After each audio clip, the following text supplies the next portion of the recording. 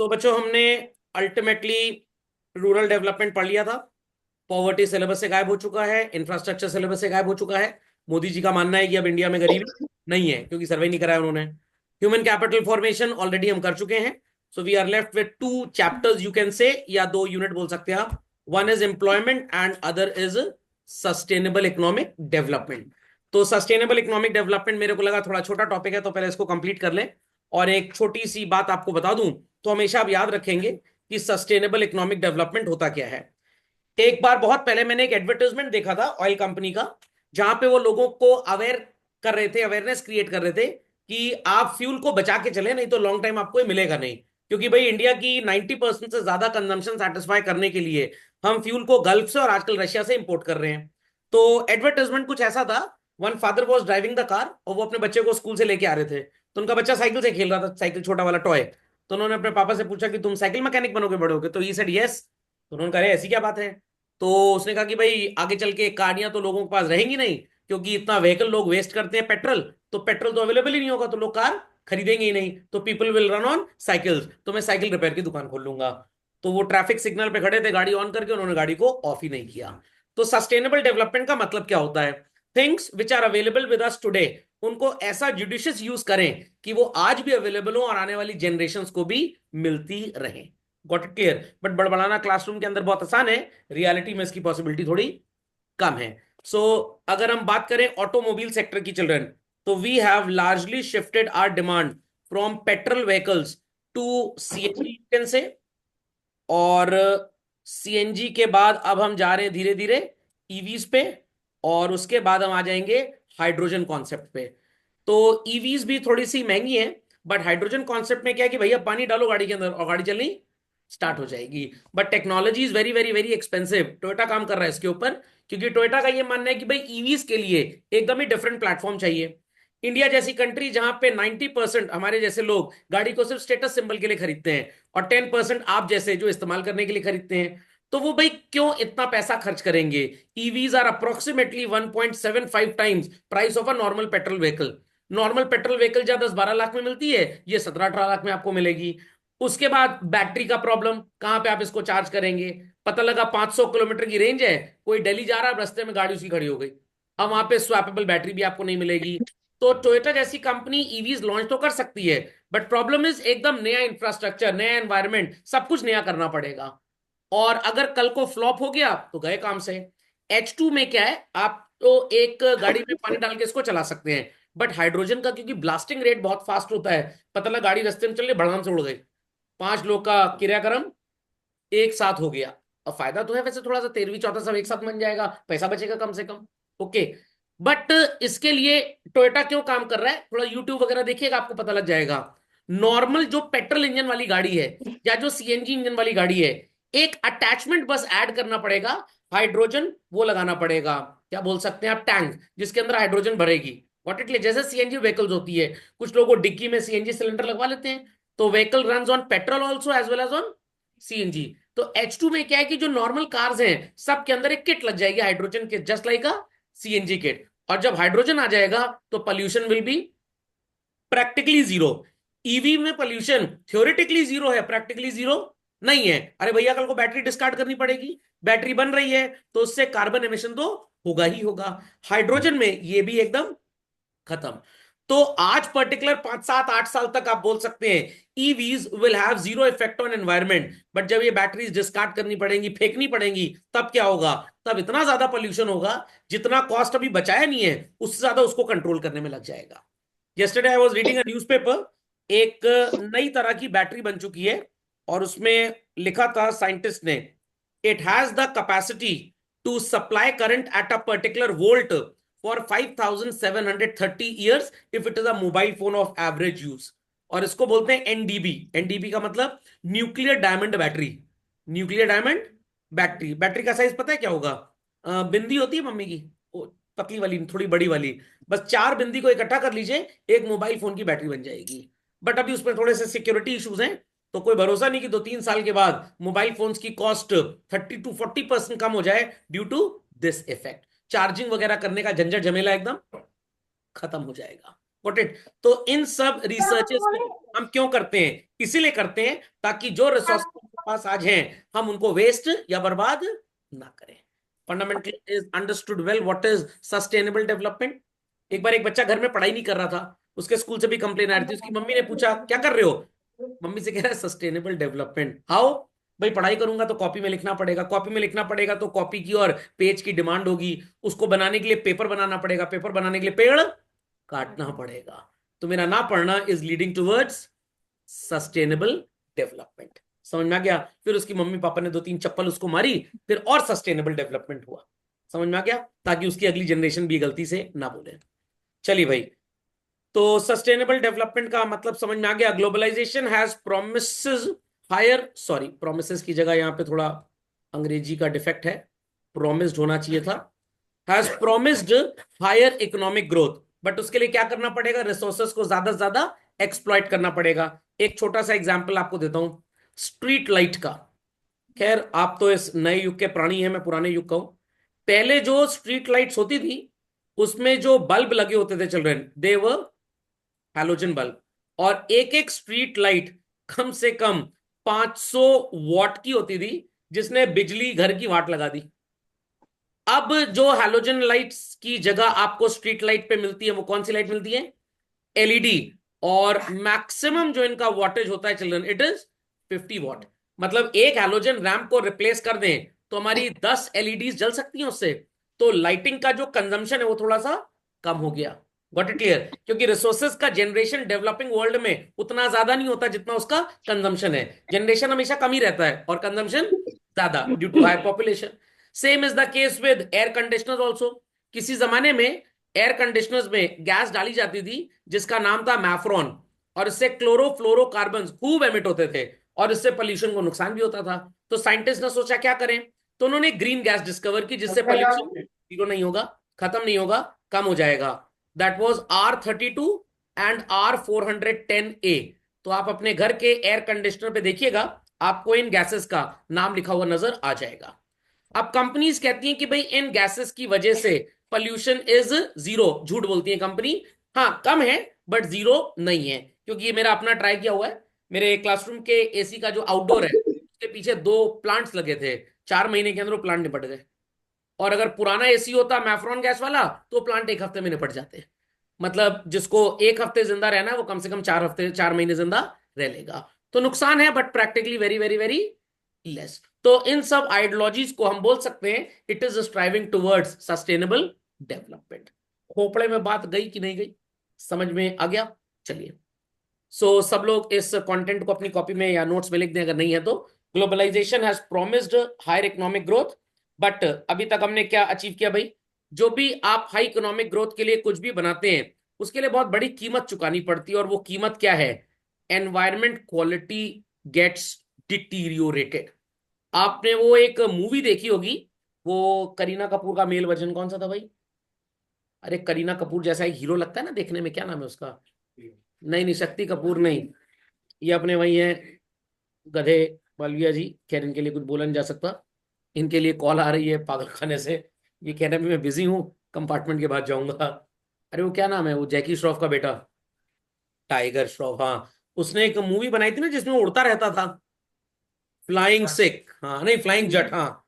Flying Sikh तो मिल्खा सिंह जी का नाम था, द फ्लाइंग जट। तो उसमें एनवायरमेंटल इश्यूज को लेकर ही बात की गई थी। तो थोड़ा सा उस मूवी को भी आप देख लीजिएगा। तो ये साइंटिफिक डिस्कवरीज बच्चों इसीलिए की जाती हैं ताकि जो भी हमारे पास रिसोर्सेज हैं इनको सही तरीके से इस्तेमाल किया जाए। ओके, चलिए। 3 स्टेप्स आपको यहाँ पे पढ़ने की भाई। एनवायरमेंट का रोल क्या है इंसान के जीवन में, वो पूरा उसको रोल कर चुका है। एनवायरमेंट इंडिया में क्या चल रहा है? अभी दिवाली वगैरह में जब बम पटाखे बजाते हैं हम लोग, तो उससे 1 हफ्ते पहले अमेरिका स्टार्ट कर देता है, यूके स्टार्ट कर देता है बताना इससे बड़ा ओजोन लेयर को नुकसान होता है। जितना नुकसान industrialise developed states like Germany, France, Japan, China, America, USA, UK, Canada, इन सब ने किया, इंडिया ने तो किया ही नहीं। और जो ओजोन लेयर में छेदा हो गया है वो उनकी तरफ हुआ, हमारी तरफ नहीं हुआ। गए थे फेविकोल लेके बट चू गए पूरी फेविकोल वहां से। ओके, चलिए जोक्स अपार्ट।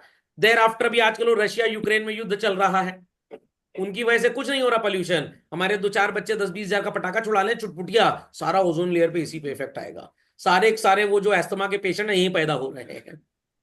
समझ में आ गई बात? एंड स्ट्रैटेजीज वर डेवलप्ड, कैसे सस्टेनेबल डेवलपमेंट अचीव किया जा सकता है। ओके, तो आप लोग के घर में शायद किचन गार्डन वगैरह होगा, वो सब काम करके भी सस्टेनेबल डेवलपमेंट आ सकता है, ताकि वो इंजेक्शन लगी गोभी और लौकी की सब्जी ना खाएं आप लोग। सो चलिए, let's understand the meaning of the text environment. अरे सर, ये तो ईवीएस आ गया, पढ़ा था बचपन में हमने इसको। Environment is the sum total of external forces which surround us. Sir, हमारे दोस्तों का नाम नहीं है, है। आपके जो दोस्त हैं, जो आपके लिए अच्छी बातें करते हैं, दे आर बायोटिक एलिमेंट। और जो बोझा है आपके ऊपर, घर आके बैठ जाएंगे जमादार और सुअर की तरह, एकदम बैठ जाएंगे, खाना पीना लगाओ वगैरह वगैरह, they are what, abiotic. Okay. So includes all living elements like birds, animal, plants, forest and fisheries. आज अपने दोस्तों को बोलिएगा सर ने नाम दिखाया था तुम्हारा स्लाइड पे। एंड abiotic क्या होते हैं भाई? Non living elements like air, water, land etcetera. खोपड़े में बात गई। तो बायोटिक एबायोटिक तो आपने पढ़ा ही होगा, शायद ज्योग्राफी में भी पढ़ा होगा आपने इसको, बायो की किताब में भी पढ़ा होगा बचपन में, और ईवीएस बचपन में एक पढ़ा होगा क्लास 5 6 तक, वहां पे जरूर आता था। एक जमाना था जब लगा हमारे यूनाइटेड नेशंस को कि दुनिया में सस्टेनेबल डेवलपमेंट नहीं हो पा रहा है, तो उन्होंने 10th क्लास में, सॉरी 12th क्लास तक बच्चों, और कुछ जगह तो यूनिवर्सिटीज के ग्रेजुएशन और पीजी प्रोग्राम में एनवायरमेंटल साइंस एक कंपलसरी सब्जेक्ट डाल दिया। बच्चा अगर एनवायरमेंटल साइंस में फेल है तो बोर्ड में फेल, तो आपको एक एक्स्ट्रा सब्जेक्ट पढ़ना पड़ता था। तो ये कहानी 2005 से लेकर लगभग 2016-17 तक चली थी, जहां पे बोर्ड में एग्जाम होता था ईवीएस का। उन बच्चों को फायदा हो गया जो ईवीएस में पास हो गए, इंग्लिश में पास हो गए, बस 2 सब्जेक्ट में और पास होना है, बाकी में निपट गए तो कोई बात नहीं। तो बायोटिक एबायोटिक समझ में आ गया भाई? चलो, so what are the functions of environment? भाई अगर एनवायरनमेंट नहीं होगा तो क्या लोग जिंदा रह पाएंगे बिना ऑक्सीजन के? Not at all. Assimilates waste, जितना कूड़ा करकट इंसान के शरीर का और उसकी सराउंडिंग्स का होता है, सारा का सारा कौन एब्जॉर्ब कर लेता है भाई? सर, वो प्रयागराज नगर निगम की गाड़ी आती है, म्यूनिसिपल कॉर्पोरेशन, अरे वो भी कहीं जाके डंप करती होगी। दिल्ली मुंबई कभी आप जाइए तो लैंडफिल्स होते हैं, लैंडफिल्स जानते हैं क्या होते हैं? कूड़े से ही पहाड़ बन जाता है। समझ में आ गया सर? जहां पे वो चिट्टी को डिस्कार्ड करके आए थे वो लोग, रोबोट मूवी में, हाँ हाँ वही जगह। Provides resources for production. Environment नहीं होगा तो क्या जमीन मिलेगी? क्या समुद्र से या नदी से पानी मिलेगा फैक्ट्री चलाने के लिए? नहीं मिलेगा। Provides aesthetic services. अब ये क्या होती है सर? कभी कभी घर वाले प्लान करते हैं ना, आओ गर्मी बहुत है, चले नैनीताल घूम के चले आए, चलो राजस्थान घूम के चले आए। ये क्यों नहीं बोलते चलो सुलभ कॉम्प्लेक्स घूम के चले आए, शौचालय घूम के चले आए? वहां पे सर कोई एस्थेटिक फीलिंग आएगी ही नहीं। तो आप अच्छी जगह जाना चाहते हैं जहां पे नेचर आपको कुछ एडवांटेजेस दे दे। कभी सुना है कोई कह रहा है कि चलो आओ लैंडफिल्स देखने चलते हैं? आंसर, चलो कूड़े करकट का ढेर देखने चलते हैं? Not at all. तो जहां पे नेचुरल ब्यूटी होगी आप वहीं पे जाएंगे। समझ में आ गया? ये नेचुरल ब्यूटी में खैर मम्मी का थप्पड़ भी माना जाएगा। अंडरस्टूड? क्योंकि उस थप्पड़ में भी इतनी ब्यूटी होती है कि नालायक इंसान लायक बन जाता है। तो चारों पॉइंट्स को आप जरा मार्क कर लें झटपट, वेरी क्विकली। चलिए भाई, पजल में जिन लोगों ने पार्टिसिपेट किया था वो फर्स्ट आ गए हैं। ये पी है और ये एस है, समझ में आ गया? तो इट इज SASP। तो ससअप हो जाएगा, या इस पॉइंट को ऊपर कर लीजिएगा तो ये ऑटोमेटिकली पास हो जाएगा। पढ़ लीजिए नहीं तो पास नहीं हो पाएंगे। चलिए, अपडेटेड चिल्ड्रन, चलो। सो सस्टेन्स लाइफ का मतलब क्या है? Environment includes basic necessities, sun, soil, water and air. कुछ बच्चे कहेंगे सर सन है, डॉटर क्यों नहीं है? अरे वो वाला सन नहीं है, ये सूरज चाचू हैं। समझ में आ गया? बिना हवा पानी के क्या सर्वाइवल है पॉसिबल? है सर। एसी लगवा लेंगे, एयर आ जाएगी सर, और हेलोजन जला लेंगे, सन आ गया। सॉइल की सर कोई चिंता ही नहीं है सर, कोल्ड ड्रिंक पी लेंगे तो वाटर भी हो जाएगा। तो वही कोल्ड ड्रिंक बनेगी तो वाटर के कंपाउंड से ही ना। So without which human and animal life and on the planet as well as plant life cannot exist. आपको पता है अगर ऑक्सीजन जीरो हो जाए लोग तो मरेंगे ही मरेंगे। ये जितनी बिल्डिंग है ये सब भी भड़ाम से टूट टाट जाएगी। लॉजिक समझ में आ गया? इसलिए एनवायरमेंट इज वेरी नेसेसरी।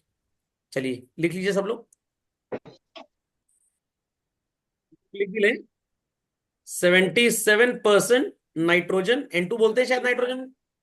71 है, चलो 71 मान लेते हैं, ऐसी क्या बात है, कौन केमिस्ट्री का टीचर हूं मैं। 71% लिखते कैसे हैं इसको भाई? N2।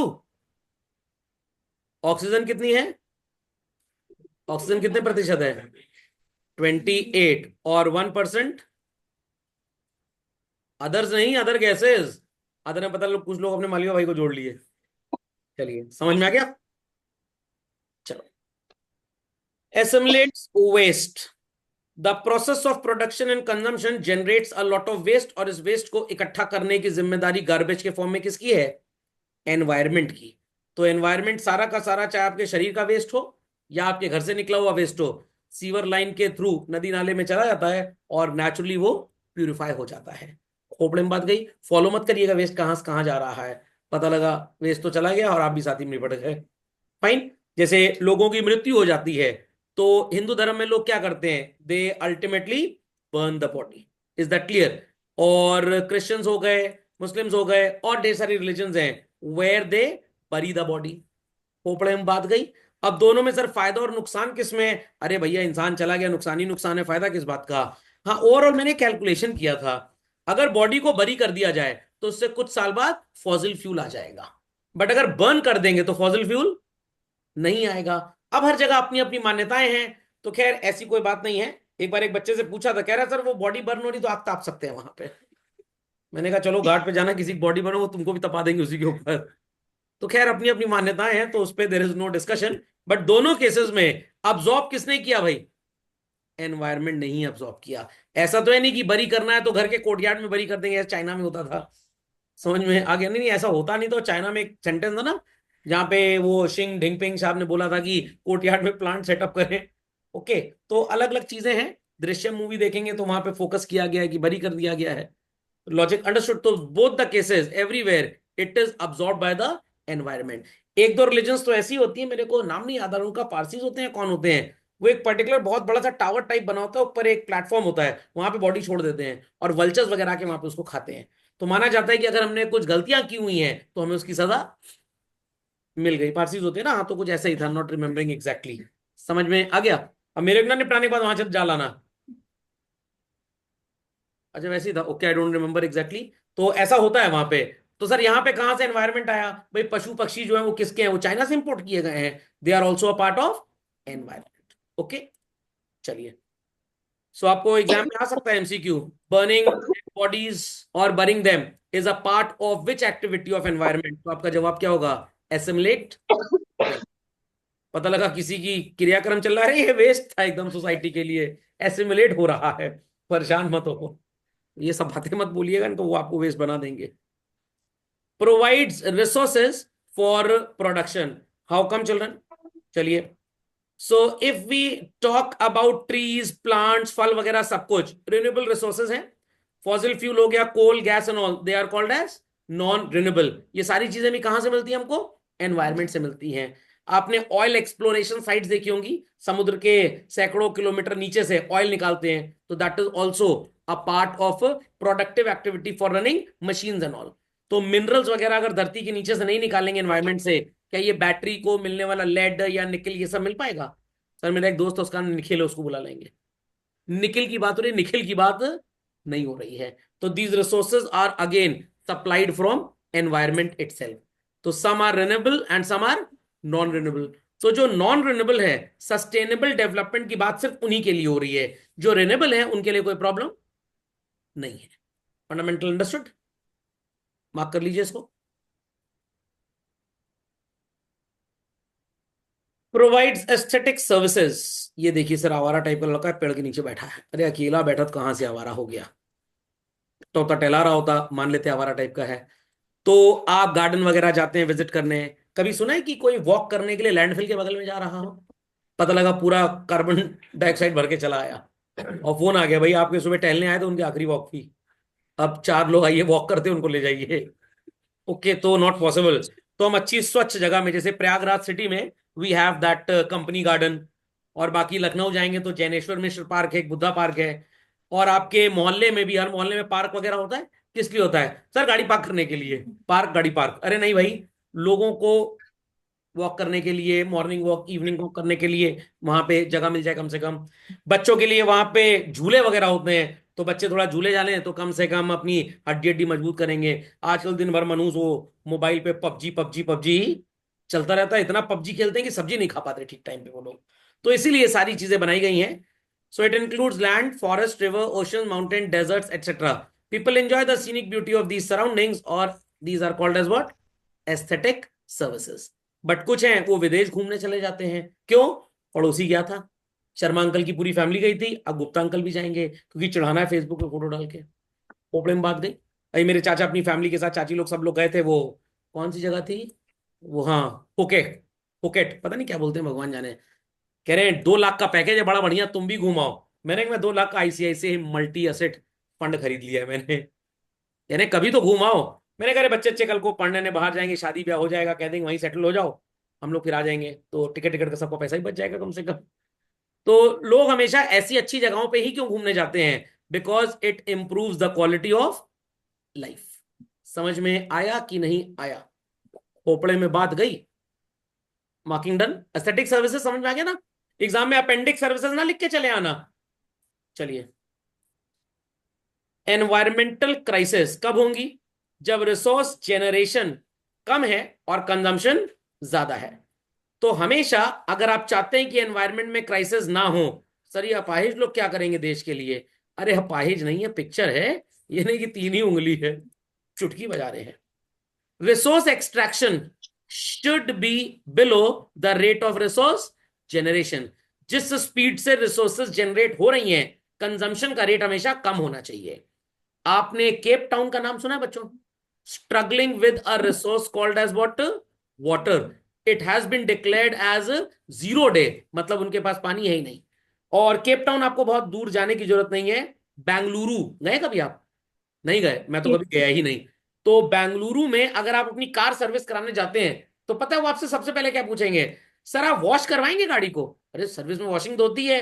नहीं भैया, यहाँ पे पानी बहुत कम है, 1500 रुपए सिर्फ कार वॉश का है। तो they are preferring to green wash. अब ये क्या होता है? एक बॉटल होती है, उसके अंदर एक केमिकल होता है और उसमें थोड़ा सा पानी मिलाते हैं। जहां जहां आपकी गाड़ी में कोई खास स्टेन होगा, वो फिसफिसाएंगे उससे पिचकारी से और कपड़े से साफ कर देंगे, बस हो गई। वो पूरा फव्वारा टाइप पानी वानी नहीं चलाएंगे।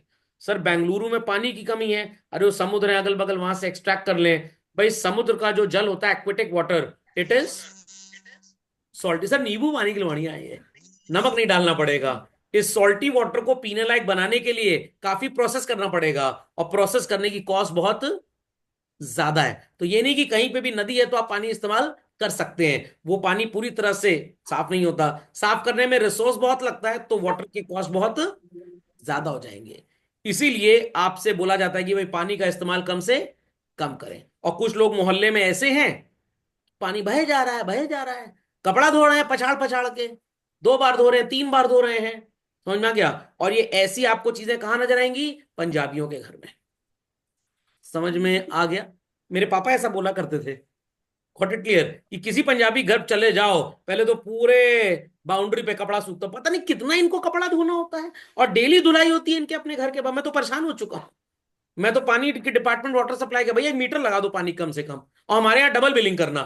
इतना घर वालों को समझाते हैं ठंडी का मौसम है, हफ्ते में 3 दिन नहा लिया करो, नहीं 2 2 बार नहाना है डेली, 4 बार तो मुंह धोते रहेंगे। इतना हाथ ऐसे, अरे ऐसे कर्म ही पूरे ना करो कि हाथ इतना धोना पड़े। 1 2 बार तो चलो मजबूरी है, कोई टेंशन की बात नहीं है। खाना हमेशा फोर्क से खाइए। Is that clear? समझ में आ गया? चलिए, तो generation of waste should remain within the absorption capacity. इतना ही वेस्ट जनरेट करें। अब यहाँ पे हमारे घर वाले इस चीज को अप्लाई करते हैं, आप लोग भी करते होंगे, नहीं तो आज से करिए। केला, एप्पल और ये सब फ्रूट्स वगैरह खाते होंगे, सब्जी वगैरह कटती होगी, तो जो वेस्ट होता है क्या करते हैं? तो बाहर फेंक देते होंगे। अगर गैया वगैरह तो उसको खिला दीजिए कम से कम। Is that clear? और नहीं तो आपके घर में गार्डन वगैरह होगा, तो आप खुद खाद बना सकते हैं, खुद ना खा जाइएगा। सर उसको मिला के सब्जी बना देंगे, दोस्तों खिलवा देंगे। मिक्स फ्रूट की सब्जी है ये, मिक्स वेजिटेबल की सब्जी बनी है, या मिक्स वेजिटेबल पील की सब्जी है ये। So if these two conditions are satisfied, environmental crisis जैसा कभी कुछ आएगा ही नहीं। हमारे घर वाले हमको शाम को भेज देते हैं कभी ब्रेड ब्रेड लेने के लिए, तो बढ़िया बाइक उठाया और चल दिया कि नहीं, ये क्या करो पैदल चले जाओ। मैंने पैदल चलेंगे, चप्पल महंगी 800 रुपए की घिस जाएगी, बाइक का फ्यूल लगेगा तो कम से कम एम्प्लॉयमेंट मिलेगा, पेट्रोल बिकेगा एटलीस्ट, नहीं तो पेट्रोल पंप पे पेट्रोल बिकेगा ही नहीं। पेट्रोल की सप्लाई ज्यादा, demand come, petrol prices will go down, सरकार का नुकसान हो जाएगा। तो हम सरकार का नुकसान नहीं करना चाहते। बट आप लोग देखिए बढ़ती उम्र के बच्चे हैं, तो हेल्थ वेल्थ मेंटेन करने के लिए पैदल आपको ज्यादा चलना चाहिए। समझ में आ गया? चलिए, खोपड़े में बात गई भाई, समझ में आ गया? तो मेरी जो बातें मजाक वाली उसको इग्नोर कर दीजिएगा, बाकी नॉर्मल चीजों को थोड़ा ज्यादा अप्लाई करिएगा। चलिए, reversal of supply demand relationship कर दीजिए, demand should be kept very very very low in comparison with the available supply. तो रिसोर्स का जनरेशन ज्यादा तभी होगा जब आप उसका कंजम्पशन या एक्सट्रैक्शन कम करेंगे। समझ में आ गई ये बात सबको? पक्का? चलिए, so ultimately what we can say कि पहले चीजें क्या चलती थी, ध्यान दीजिएगा बात को। The demand for the resources was less than generation, आबादी कम थी, आबादी कम थी, but rate of resource extraction was less than the rate of generation, इस्तेमाल कम और उसका अवेलेबिलिटी ज्यादा। आज आपको नॉर्मली 2 4 5 किलोमीटर भी अपनी सिटी में अगर ट्रैवल करना पड़ता है, it may take 30 minutes 40 minutes sometimes an hour as well, but days were there 5 kilometre का डिस्टेंस छोटे शहरों में कवर करने में हार्डली 10 से 12 मिनट लगता था, not by walking, by vehicle. आज नंबर ऑफ व्हीकल्स इतनी ज्यादा कैसे हो गई भाई? पहले जनरली 18 19 साल तक के जो लोग थे, मतलब ये मैं आपके दादाजी की जनरेशन की बात कर रहा हूं, 25 साल तक का भी जो इंसान था वो ज्यादा से ज्यादा कंप्यूटिंग कैसे करता था? साइकिल। फिर जब मेरे पापा की जनरेशन आई तो लगभग 18 से 20 साल वाले साइकिल से कम्यूट करते थे, उसके बाद गाड़ी मिलती थी। हमारी जनरेशन में 16 से 18 साल तक इंसान साइकिल से कम्यूट करता था, और मेरी जनरेशन मतलब आपके पापा मेरी जनरेशन बराबर ही हो गया, 1 2 साल ऊपर नीचे होगा, तो साइकिल से कम्यूट करते थे। आज जहां बच्चे की उम्र 14 साल पहुंची, हाँ ढाए यो बाइक लेकर सांप की तरह नचाना चालू। उससे पूछ रहे थे तुम्हारी मम्मी का नाम सांप है क्या? समझ में आया कि नहीं आया? खोपड़े में बात गई। प्लस लोगों के पास इंडस्ट्रियल डेवलपमेंट इंडस्ट्रियलाइजेशन की वजह से पैसा बहुत आ गया, घर में एक कार की जरूरत है, खरीदेंगे 4 गाड़ी। क्यों? मोहल्ले में वर्मा जी 2 गाड़ी खरीदे, हम भी एक मर्सिडीज खरीदने जा रहे हैं, हम भी एक ये बहन मायावती वाली गाड़ी खरीदेंगे, बीएमडब्ल्यू।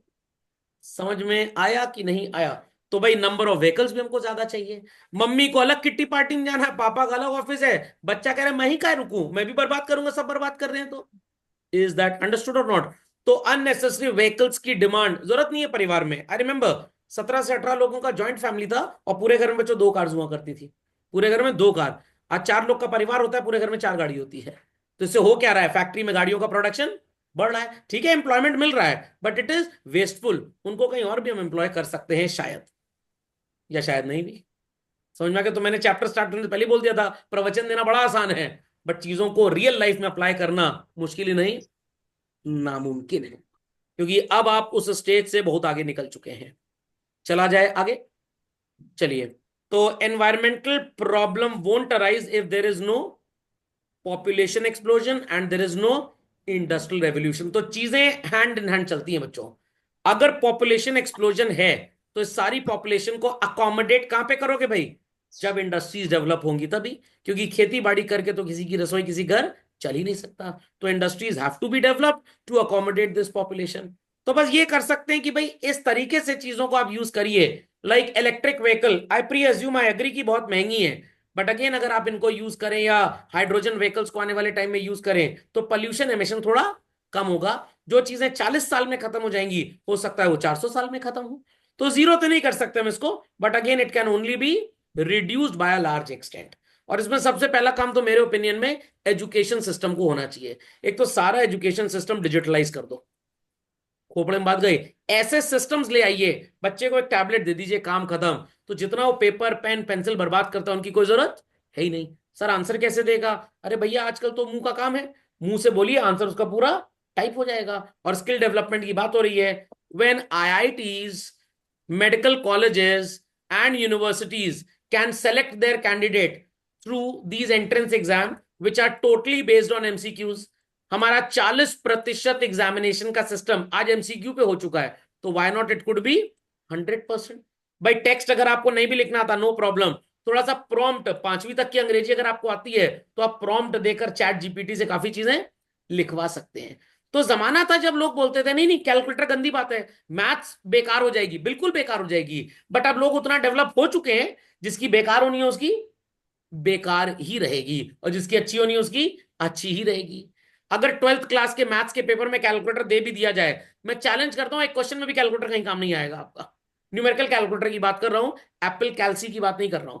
वहां तो पता लगा क्वेश्चन की फोटो की पूरे धड़ाम से सोल्यूशन चलाया, not talking about that. What it clear? Accountancy के पेपर में कितना भी कैलकुलेटर दे दें, सब राउंड फिगर में वैल्यूज आती हैं, क्या जरूरत है कोई कैलकुलेटर की? बिल्कुल नहीं।